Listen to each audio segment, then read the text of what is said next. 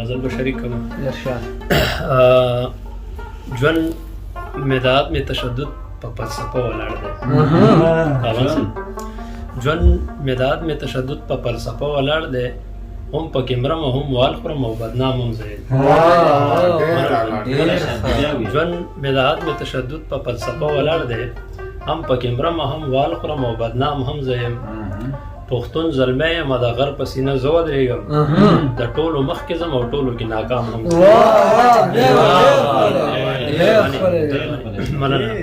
یو دوه شعرونه به د غزل نه مخکې نور ووایم چې هغه جنۍ د دروازې نه پناه ځکه ګوري. درصد هغه جنۍ د دروازې نه پناه ځکه ګوري، وایي که څوک نه وي خو څوک په د پلکه ګوري. هغه جنۍ د دروازې نه پناه ځکه ګوري، وایي که څوک نه وي خو څوک په د پلکه ګوري.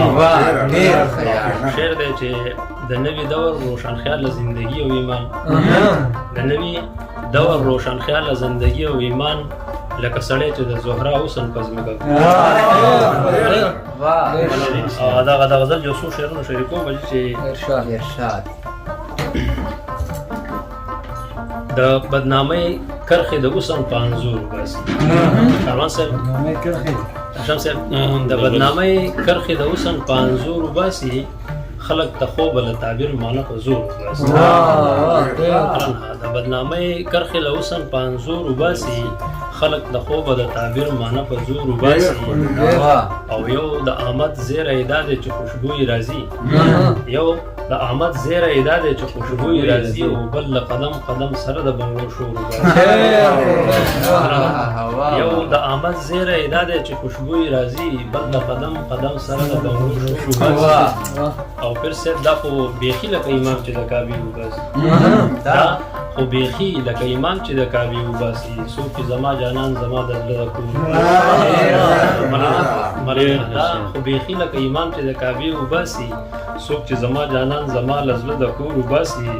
رشم صاحب دا چې د امن دا وګیر دي نو هم دغه خلک، چې د امن دا وګیر دي نو هم دغه خلک، د جنگ میدان ته نوې نوې سړي خور وباسي. چې د امن دا وګیر دي نو هم دغه خلک، د جنگ میدان ته نوې نوې سړي خور وباسي. او لکه خلیل چې د توحید مخکې بوتان پرې نه دي، لکه خلیل چې د توحید مخکې بوتان پرې نه دي، لکه خلیل یا سلامت الله د اور وباسي. مننه.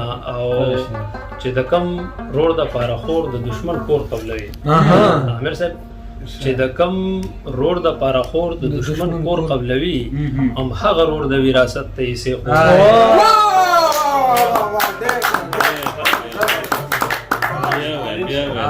چې د کم روړ د پاره خور د دشمن کور قبلوي، هم هغه روړ د وراثت ته یې سیخ